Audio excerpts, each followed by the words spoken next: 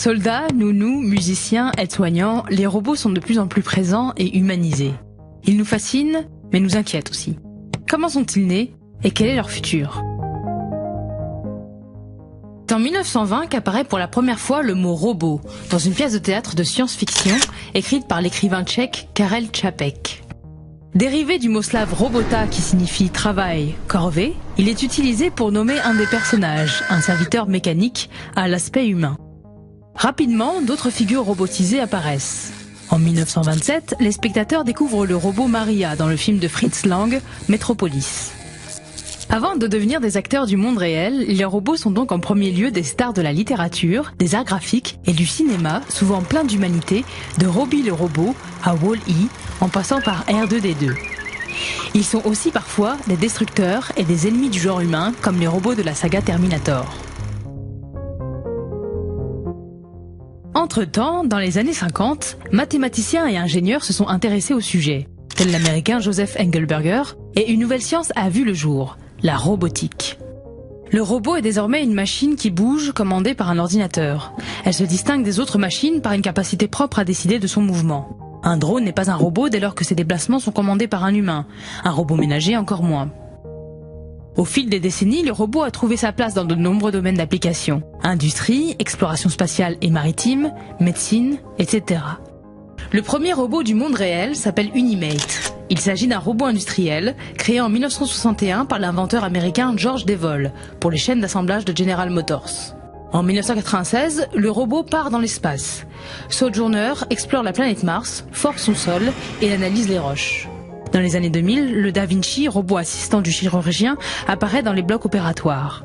Par la suite, des robots mobiles sont conçus pour intervenir dans des milieux hostiles comme Big Dog, un quadrupède porteur de charges lourdes testé par l'armée américaine en Afghanistan. On estime le nombre total de robots industriels dans le monde à environ 1,6 million. Alors que l'on produisait 69 000 robots par an en 1998, nous devrions aujourd'hui dépasser les 200 000 robots par an. À partir des travaux du roboticien australien Rodney Brooks, de nombreux types de robots entrent dans notre quotidien dans les années 2000. Certains imitent les animaux de compagnie, comme Aibo, le chien commercialisé entre 1999 et 2006. Il fait fureur au Japon, malgré son prix élevé. D'autres sont des humanoïdes, c'est-à-dire de forme humaine. C'est le cas d'Asimo, robot d'une grande habileté manuelle et doté de reconnaissance vocale et visuelle. Peu à peu, ces robots amis se perfectionnent, tel le robot peluche Paro, qui interagit émotionnellement avec les personnes âgées ou vient à l'aide des jeunes autistes ou des malades d'Alzheimer. Ou encore Nao, dont une version a été achetée par la ville d'Issy-les-Moulineaux pour ses maisons de retraite. Pepper, au Japon, est comme un membre de la famille. Ce robot parle 17 langues et peut tenir compagnie en conversant pendant 12 heures. Enfin, né dans le cadre d'un projet de recherche français, Poppy est le premier robot humanoïde en vente libre et à monter soi-même. Il vous faudra débourser entre 7 500 et 8 000 euros pour l'acquérir. La toute dernière génération de robots humanoïdes développe déjà une forme primaire d'intelligence. C'est le cas du robot français E-Cube ou du japonais HRP4.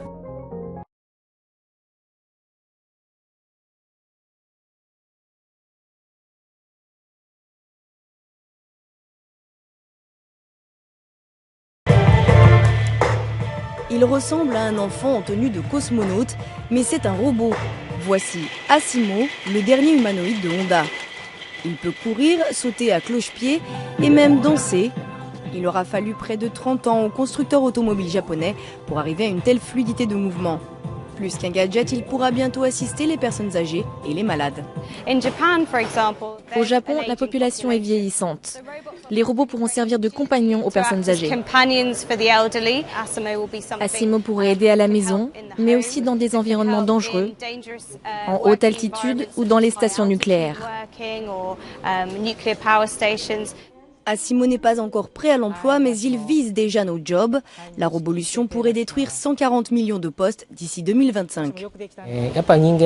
Peut-être que dans le futur, les robots pourront assister les humains, les remplacer, même pour des emplois pénibles. Mais cela signifie aussi que les humains seront libérés de ce genre de tâches et pourront faire plein d'autres choses.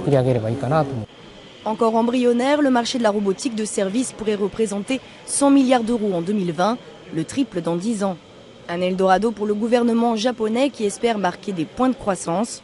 Mais ces robots intéressent aussi l'armée ou encore Google qui espère créer une intelligence artificielle. Fantasme ou réalité, cela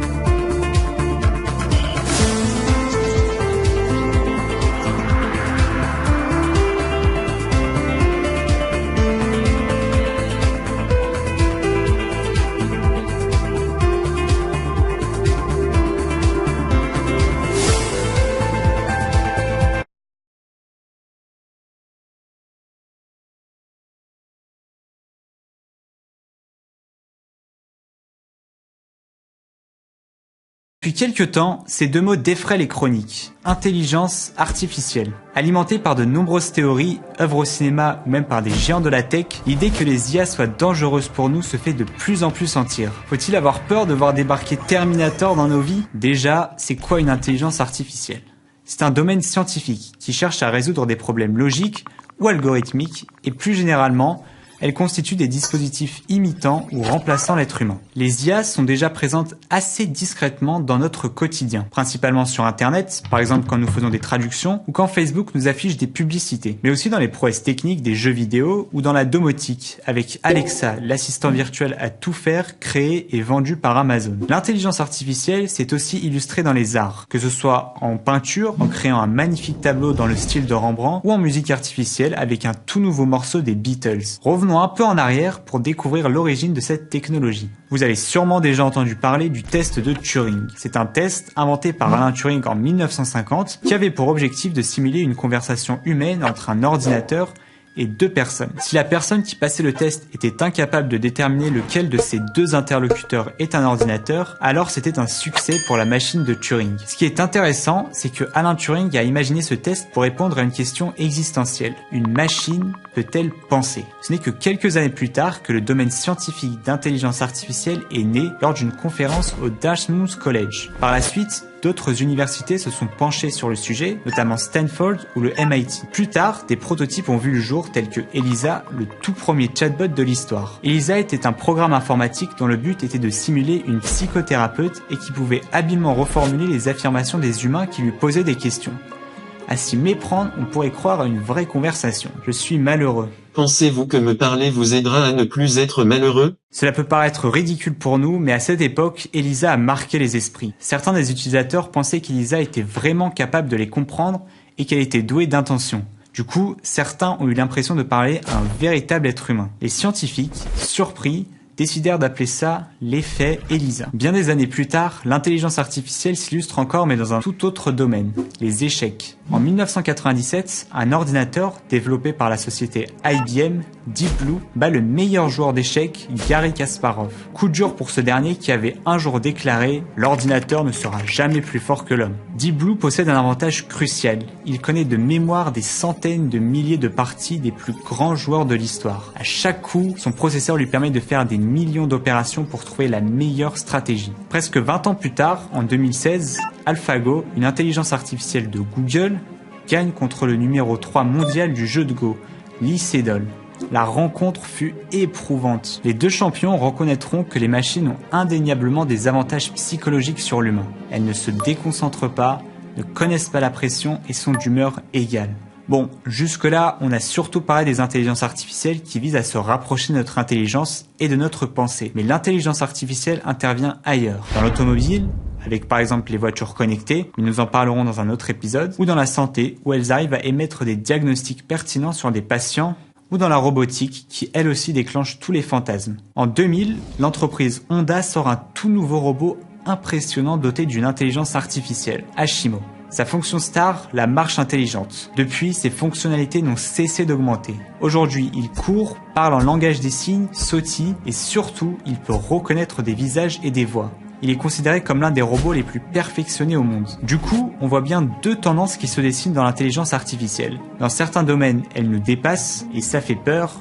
Ailleurs, elle nous ressemble et ça fait peur aussi.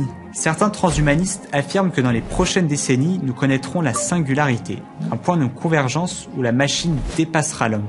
D'autres affirment que ça ne sera jamais possible. Mais tous sont d'accord sur un point, il faudra avancer de manière très réfléchie. Car si la plupart des IA sont programmées par l'homme, d'autres peuvent être entièrement autonomes. C'est ce qui est arrivé en 2016. Microsoft se lance dans un projet aussi inédit que louable. Mettre sur Twitter une intelligence artificielle neutre, qui évoluera avec les internautes. Mais rapidement, ce projet bien intentionné tourne au cauchemar. Des trolls et des adeptes du chaos détournent l'intelligence artificielle et la rendent antiféministe et même complètement raciste. Catastrophés, les ingénieurs de Microsoft sont obligés de la retirer de Twitter. Jay aura vécu quelques heures à peine, paix à son âme et à ses lignes de code. L'expérience peut faire sourire, mais elle fait surtout réfléchir. Les IA les plus sophistiquées aujourd'hui apprennent toutes seules, et parfois les chercheurs ont du mal à comprendre comment leurs bêtes font pour apprendre aussi vite. Espérons juste qu'elles ne s'inspirent pas de nous, parce que ça risquerait de faire des dégâts.